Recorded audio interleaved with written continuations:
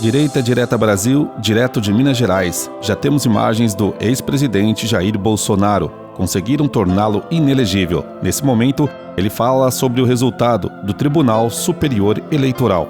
Acompanhe. Eu acredito que tenha sido a primeira condenação por abuso de poder político. Acredito que tenha sido este o meu crime. Crime sem corrupção. Mas vamos lá.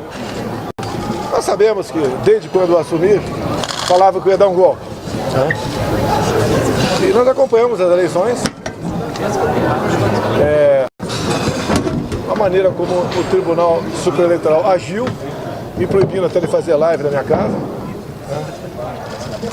E apareceram os resultados no final ali, o TSE anunciou o ganhador. Eu me recolhi. A transição foi feita na absoluta normalidade, ninguém do PT pode reclamar de nenhum ministro meu sobre a transição. Dia 30 eu saí do Brasil e infelizmente aconteceu o 8 de janeiro. Quem fala em golpe, 8 de janeiro, não sabe o que é golpe. Com todo respeito, é um analfabeto político. Ninguém vai dar golpe com senhorinhas, senhorzinhos, com a bandeira do Brasil nas costas, abrir embaixo do braço. Se bem que lamentamos a depredação do patrimônio público ocorrido. Lamentamos, e as pessoas que fizeram isso têm que arcar com as suas responsabilidades. No mais, aquelas autoridades, sem citá-las, que vinham ao longo do tempo dizendo que tinha que salvar o Brasil de uma ditadura, que de uma forma ou de outra contribuíram para com aqueles números do TSE. E agora, contribuíram pela minha não elegibilidade, ou seja, estou inelegível. A partir de agora, basicamente a partir de agora, eu peço que essas pessoas, por questão de coerência, procurem o atual presidente da República, Lula, que marcou uma reunião com o Foro de São Paulo. Eu não sei se todos estão presentes, mas que vão brindar com o Ortega, na Nicarágua, que prendeu todos os seus opositores, que prendeu padres, que expulsou freiras e persegue de forma brutal o seu povo. Então vamos brindar lá o Ortega, dada a grande vitória no dia de hoje. Procure também Díaz-Canel, de Cuba, que está previsto aqui no Brasil, não sei se veio, mas foi convidado pelo atual mandatário. E essas pessoas, vão aí brindar com o Díaz-Canel. Afinal de contas, Cuba é uma democracia, segundo eles. Também o Maduro, eu como presidente, estive em Roraima, vendo lá a chegada dos venezuelanos, em média 600 por dia. Pessoas que há anos fogem da miséria, da violência, da morte e da ditadura praticada lá atrás por Chaves e que foi por Maduro. Vão se confraternizar com Maduro. É esse exemplo de democracia que as pessoas levaram ao dia de hoje. E uma coisa muito importante, que eu não quero criticar a imprensa, mas a imprensa não tomou conhecimento do inquérito que foi aberto a mando da senhora Rosa Weber, então presidente do TSE, nos primeiros dias de novembro de 2018. E eu fui julgado pela reunião com os embaixadores e por ter comentado esse decreto. Lamentavelmente, nossa imprensa não se preocupou em tomar conhecimento que decreto é esse. Decreto não, inquérito. E deixar bem claro, o inquérito não foi concluído ainda. Então fui julgado por um inquérito que está há 5 anos para apurar possíveis irregularidades na eleição de 2018. Por que está fechado até hoje? Por que esse inquérito não foi concluído até hoje? Eu não posso ser julgado por algo que ainda não existe.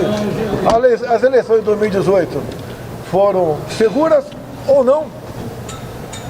Por que esse inquérito não foi concluído pela Polícia Federal? Que era um inquérito sem classificação sigilosa. Também fui julgado pelos atos de 8 de janeiro. Qual a minha participação nesses atos? Quem perdeu com aquilo? Também fui julgado pelos atos de 2 de dezembro, entre outros. No inquérito inicial lá atrás, que foi impetrado pelo PDT, na figura de Carlos Lupe, atualmente ele é também ministro de Lula, e me acusou do quê?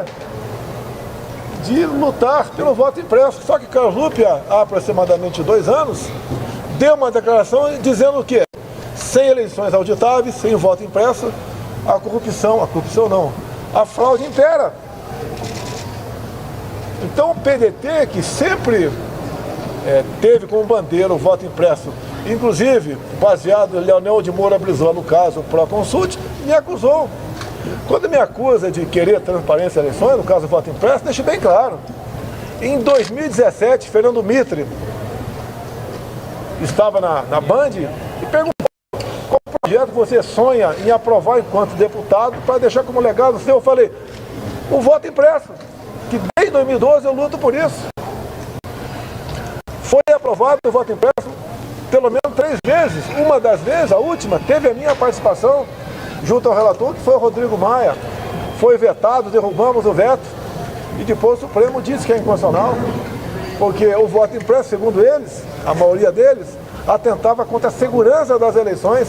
Eu quero um voto impresso, sempre lutei, como existe hoje no Paraguai. Qual país do mundo adota isso? Eu fui condenado no dia de hoje, por um direito meu de parlamentar lá atrás, defender os projetos que porventura tenha apresentado. Mais ainda, em 99, Zé Dirceu apresentou um projeto de lei nessa mesma linha, nessa mesma direção, e pegou uma declaração de alguém do TSE naquela época, dizendo, está lá na justificativa, José Dirceu, dizendo que poderia a eleição ser fraudada daquela forma que foi realizada em 98, que continua sendo semelhante hoje em dia. Isso é crime, abuso de poder político por defender algo que sempre defendi enquanto parlamentar.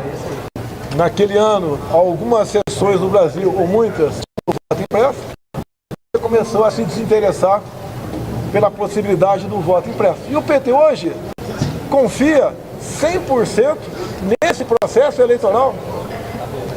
Você querer acrescentar camadas de segurança é crime na questão eleitoral. Me tirar de combate como Ortega, convidado aqui para o Folha de São Paulo, talvez esteja aqui em Brasília hoje, onde o Ortega prendeu todos os seus opositores. Lá na Nicarágua precisa ter mais eleição por aclamação, o Ortega vai continuar sendo ditador. O que fizeram na Bolívia? Prenderam a senhora Janine Áñez, que assumiu a cadeira deixada pelo presidente lá atrás, Evo Morales, até fugiu para a Argentina. Depois, quando a turma do Evo retomou a política na Bolívia, o que fizeram com a Janine Áñez?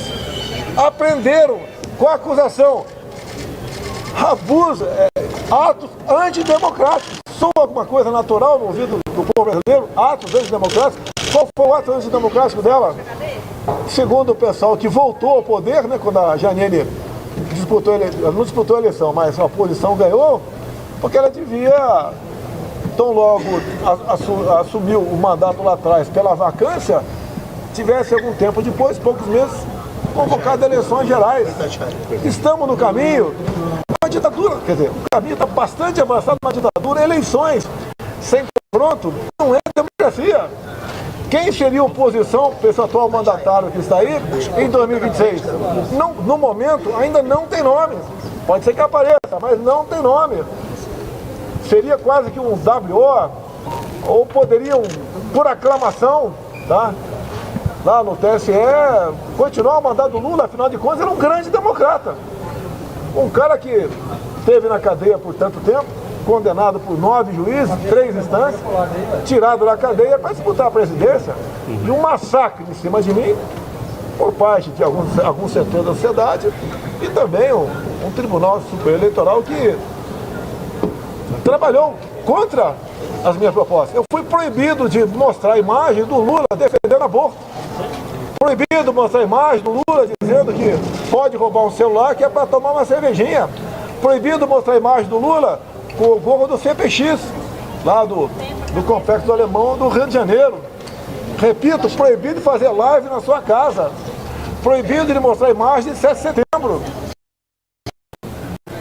Os que trabalharam contra mim, hoje, que foi uma vitória da democracia contra um ditador que sou eu, que respeitei a Constituição, com muito gosto muitas vezes, mas respeitei a Constituição. Trabalhei dentro das 4 linhas. Parece que esse esforço todo não teve o seu devido valor reconhecido. Não queria que ninguém trabalhasse por mim, mas que não trabalhasse contra. Então hoje vivemos aqui uma inelegibilidade, não gostaria de me tornar inelegível. Tá? Na política, essa frase não é minha, né? Ninguém mata, ninguém morre. Espero que tentarem matar aqui em Juiz de Fora há pouco tempo. Deu uma facada na barriga e hoje deu uma facada nas costas com a inelegibilidade por abuso de poder político. Bolsonaro. Tem objetivo para responder abuso de poder político. Lembro que a chapa Dilma Temer foi a ação do PSDB chapa.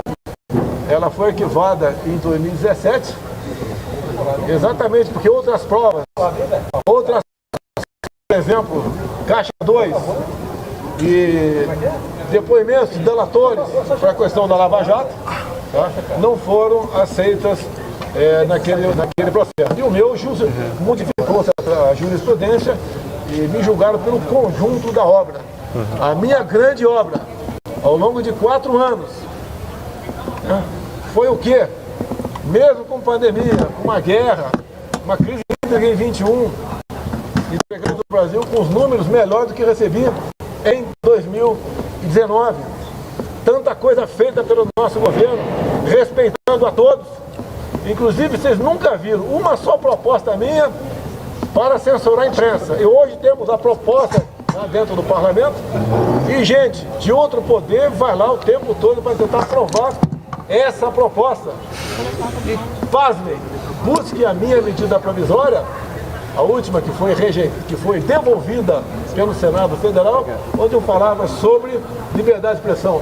Copiei dispositivos da Constituição, copiei artigos da Constituição e é risível, foi devolvida. O que eu sempre exigi? O cumprimento da Constituição. Você combate a desinformação, sei lá o que for, fake news, com mais liberdade e não com censura. Quem é que vai censurar? Só vemos páginas da direita censuradas. Agora, em cima da Jovem Pan, quem eles não gostam, censuram. Pressionam o dono de jornais para demitir aquele profissional. Isso não é democracia, não existe democracia sem liberdade de expressão. Volto no inquérito de 2018. A imprensa, veja aquele 4 páginas que interessa. Se bem que depois que eu divulguei, passou a ter uma classificação sigilosa. Mas repito, fui condenado em cima do decreto que não foi concluído ainda pela Polícia Federal. 8 de janeiro também não foi concluído ainda. Estamos cada vez mais vendo coisas que aconteceram de 8 de janeiro que bem demonstra que não foi de gente dito da direita e nem do acampamento, como mesmo disse o senhor José Múcio, ministro da Defesa, onde ele diz que não houve uma figura central naquele episódio e não foi o pessoal que estava acampado que fez o quebra-quebra. Olha o que aconteceu sobre 12 de dezembro, onde tivemos aquele quebra-quebra lá na região da sede da Polícia Federal, entrou-se com o requerimento para pedir os nomes de quem estava sendo hospedado em hotéis de Brasília. Que de lá, segundo depoimento de um coronel da Polícia Militar do DF, aquela trama de foi feita em hotéis. E a comissão rejeitou buscar o nome de quem estava hospedado naqueles hotéis em Brasília.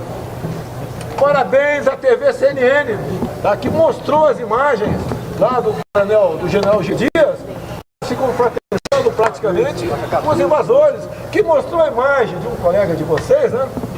Eu respeito, mas que estava lá dentro, da Reuters, tirando fotografia armada.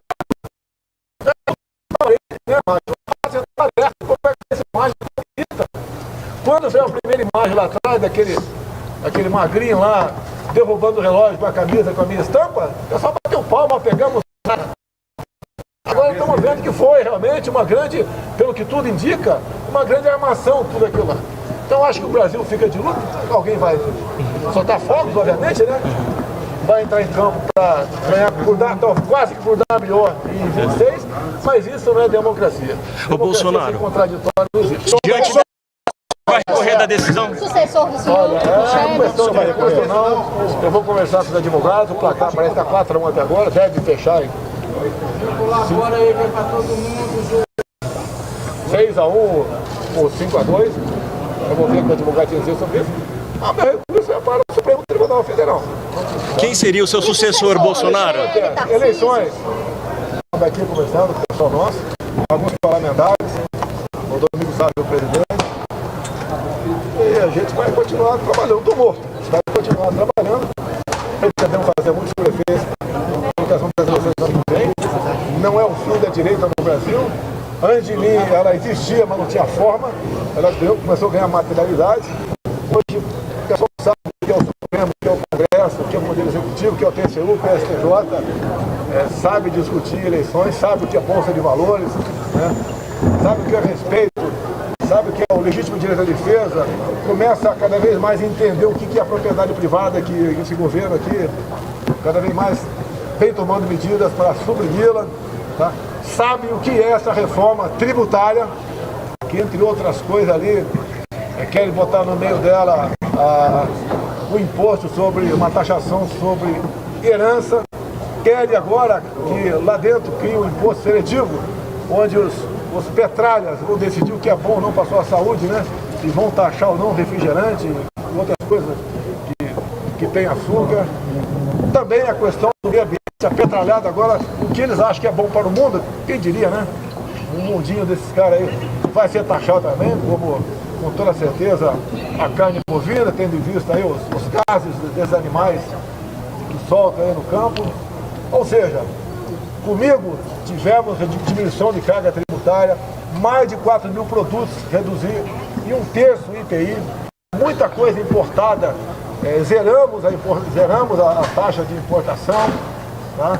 Outras coisas, diminuímos também os impostos no Brasil, como nós zeramos impostos federais, do gás de cozinha, do diesel, do álcool e da gasolina, juntamente com o parlamento brasileiro, e mês a mês nós passamos a mais. Ou seja, demonstramos que a curva de Laffer tinha ficado lá para trás. E com uma equipe competente de ministros, de orgulhar a grande maioria dos brasileiros, nós vencemos obstáculos. Compare os meus 23 ministros com esses 37 que estão aí. Quantidade, não qualidade. É uma vergonha a grande parte desses ministros que estão ocupando aí a esplanada em Brasília, a não ser nos envergonhar com as suas ações. Bem como o próprio Lula nos envergonha o tempo todo, cada vez que sai do Brasil. O problema não é quando ele sai, é quando ele volta para cá.